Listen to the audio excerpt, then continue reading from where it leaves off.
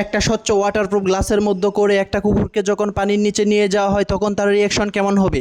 আর এটা দেখার জন্য আমেরিকার একদল বিজ্ঞানী একটা এক্সপেরিমেন্ট করে তারা একটা স্বচ্ছ গ্লাসের ভিতর অক্সিজেন সংযোগ করে একটা কুকুরকে সেই গ্লাসের মধ্যে রেখে পানির নিচে নিয়ে যায়। আস্তে আস্তে যখন গ্লাসটা পানির নিচে যাচ্ছিল তখন কুকুরটার রিয়াকশন ছিল দেখার মতো।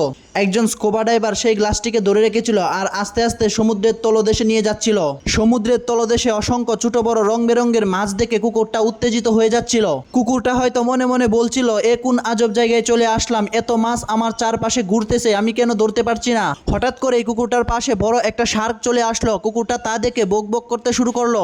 শার্কটা যাওয়ার পর একটা অক্টোপাসের আগমন ঘটলো। অক্টোপাসটাকে দেখে কুকুরটা উত্তেজিত না হয়ে বন্ধুত্বমূলক আচরণ করলো। তারপর দুটো কচ্ছপের আগমন ঘটলো, কিন্তু কচ্ছপ দুটোর সাথে উত্তেজিত ব্যবহার না করে বন্ধুত্বমূলক আচরণ করলো। কুকুরটা হয়তো এতক্ষণে বুঝে গিয়েছিল সে একটা সুরক্ষিত জায়গায় রয়েছে, অন্যান্য প্রাণীগুলো তার কোনো ক্ষতি করতে পারবে না।